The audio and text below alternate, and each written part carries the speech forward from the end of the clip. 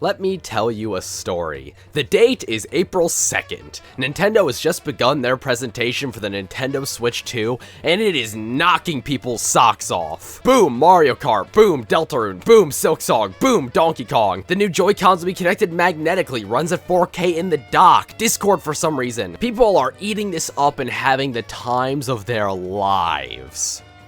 And then the Direct ended. You see, one thing was missing from all of this presentation, and that was how much any of this was gonna cost. So a bunch of people went to Nintendo's website, and $80 for Mario Kart, $90 for the controller, $50 for this damn camera, $10 for what is basically a tech demo, $450 for the console itself, which frankly isn't that bad, honestly. These prices were absurd, and people weren't just upset at the fact Nintendo was charging so much for everything. They were upset that they were the ones to start it. If this goes over well, everyone's gonna start charging $80 for their video games. The people would not stand for this. The live chats of the Nintendo Treehouse live streams were full of people yelling, "Drop the price." Videos with millions of views go up telling people to not buy it. People made fucking petitions. The time was now for people to vote with their wallets. People were and still are paying the price of crippling inflation and tariffs. They could cut us a little slack, don't you think? Nintendo is the richest company in Japan. There's no way they need to be charging this much. It was time for people to vote with their wallets.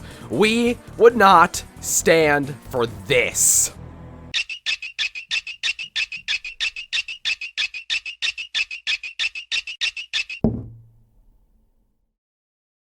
What's this, you fucking piece of shit? Across a lot of the internet and the entertainment industry as a whole, you'll see this same rhetoric getting pushed of put your money where your mouth is, or in more specific terms, vote with your wallet. I have especially seen this term thrown around in the gaming space. Like, my lord, have you seen these prices? $80 for Mario Kart, Microsoft and Sony raising the prices of their consoles by $50 each, $100 for the Virtual Boy.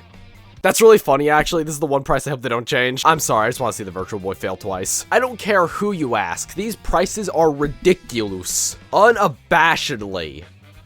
They've already sold 6 million Switch 2s as of August. I thought we were gonna make our stand here, guys. What the heck? I believe the phrase, vote with your wallet, not only 9 times out of 10 doesn't work, but I believe it's a flawed philosophy to live by. But first, I feel like I need to define what voting with your wallet actually is. How is it any different from a protest or a boycott? If we think of every dollar as a vote, then when a company does something we like, we vote yes and buy it. That product can be anywhere from a game, to a movie, to music, and when a company makes something we don't like, we vote no and don't buy it. To give you an example, voting with your wallet is like not wanting to support a new Disney film because you don't like how it looks, but continuing to pay for Disney Plus. You are voting against the specific thing to communicate to corporations that you don't like it, while a boycott is a refusal to vote altogether. You don't buy the Switch 2, you don't pay for the online, you don't buy the merch, you don't watch the directs, you spread the word to others on how they should be doing the same thing. That is how I define the differences. Now, I'm not just drawing lines in the sand based off my assumption of how it works. This is mostly how I see people voting with their wallets. Now, that isn't to say this specific style can't work. Just recently, people mass canceled their Disney Plus subscriptions over Jimmy Kimmel getting his show canceled, which caused them to lose $3 billion. Or a few years back when Sony tried to force everybody who played Helldivers 2 to create a PlayStation Network account, and people mass refunded the game. These are 2 examples of the consumers voting with their wallets and the corporations responding accordingly with those votes.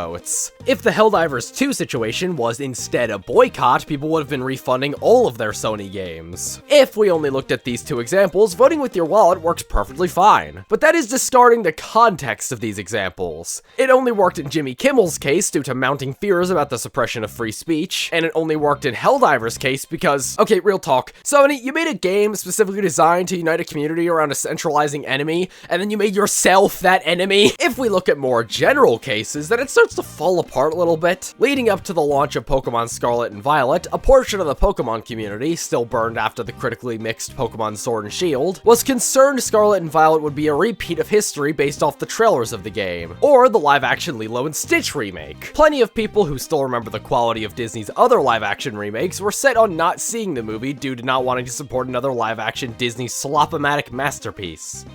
$1 billion to Disney! Pokemon Scarlet and Violet would go on to be the best-selling Pokemon games ever, and the live-action Lilo and Stitch remake made over $1 billion. I believe the main reason of why voting with your wallet doesn't work in most instances is because of the casual crowd. Did you really think you would be able to take down Pokemon?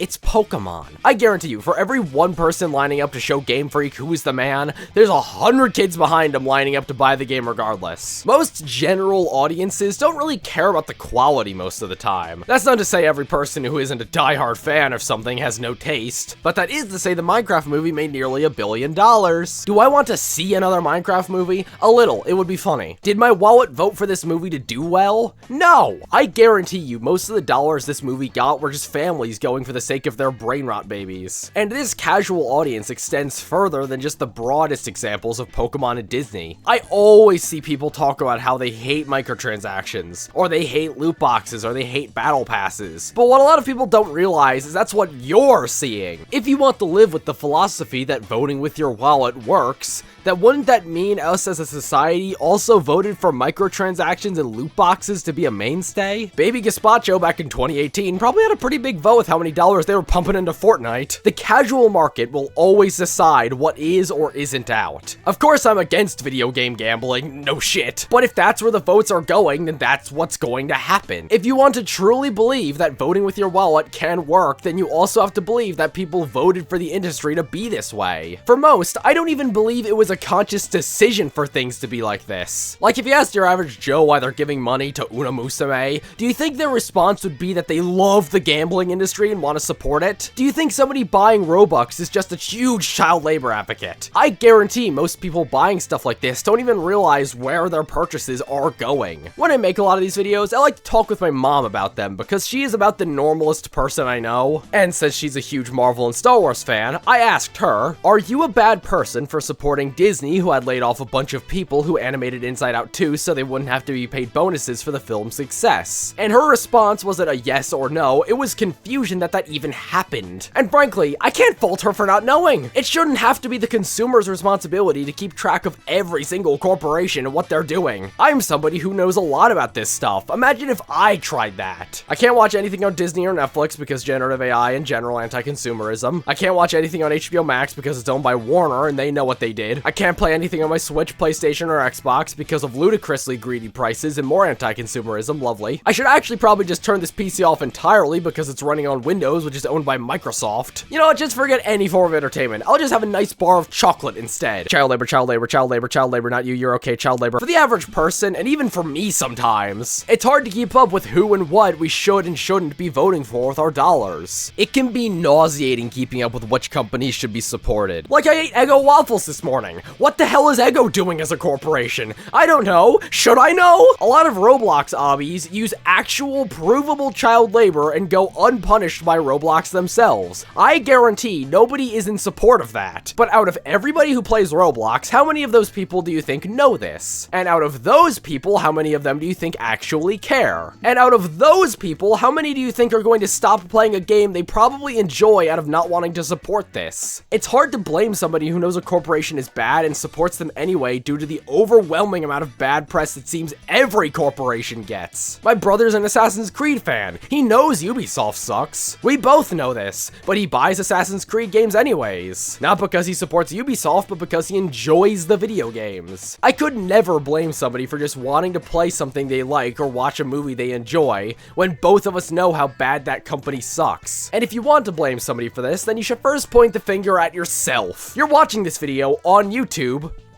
probably. The same company that is currently forcing generative AI upscaling onto all YouTube shorts without a way to turn it off, and automatically turning on restricted mode for certain users. We all know YouTube is bad, but you're here anyways, aren't you? You can't blame somebody for consuming when there is no ethical consumption. Basketballdunk.mauve.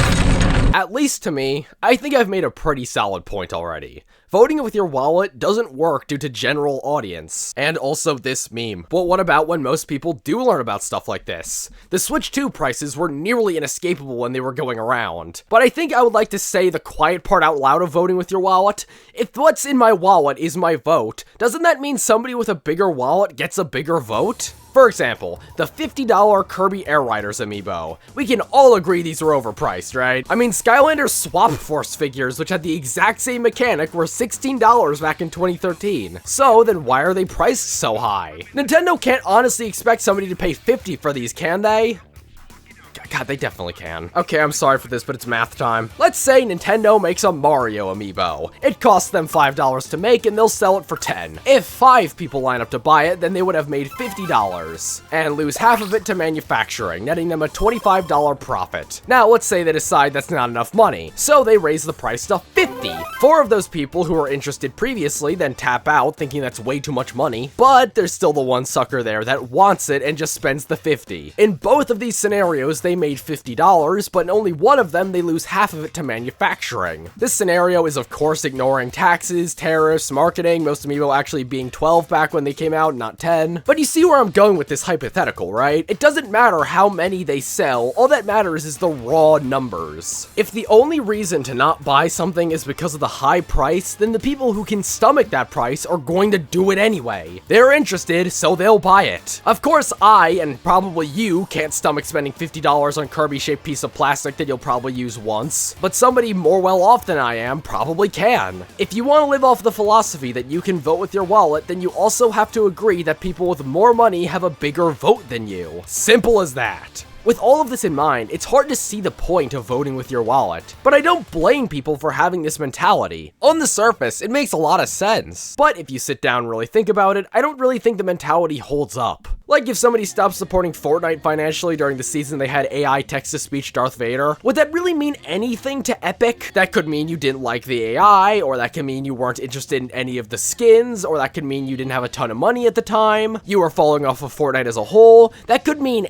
anything. If you don't like what a corporation is doing, you could be doing so much more to make that known than voting with your wallet. In most cases, I feel that mentality should be left up to personal morals only. You don't like the new Nintendo console coming out? Don't buy it. But if you believe a company is doing something truly despicable, then I believe there is more you could do in order to take action against them. Organize a boycott with people. Nobody uses anything from a specific company until conditions improve. Have people constantly talking about the issue. Be loud enough to where nobody can ignore it. Stand your ground. A lot of boycotts take months before they're addressed, so you have to really dedicate to it. Call the companies. Most have customer support lines, so let them know directly you're not happy and why that is. Boycotts work, people. For a while, Microsoft had been allowing the Israel government to use its services for its military branch, and people didn't like that. So people have been boycotting them for months, and while I was writing this script, Microsoft blocked them from using their services. Protesting has provably worked, but it needs to be more than just voting with your wallet. And here's some real advice for you real quick. If you don't like the current state of a video game franchise you loved, then just don't buy the games. With indie gaming, I guarantee there's dozens of alternatives. In conclusion, if you are somebody who is saying you should vote with your wallet to go against bad practices, your head's in the right place. But if you really want change, there's more you could be doing than choosing not to buy something. Sorry this one was a bit shorter than my usual run. This problem has just been nagging at me for a while. Let me know though, did I cook with this one, or should I have left this one in the drafts? I think I'm using those terms right anyway. And thank you as always to my Ko-Fi supporters. If you would like to support what I do, then you can vote to see more gazpacho with your wallets. But thank you guys, and I will see all you dudes!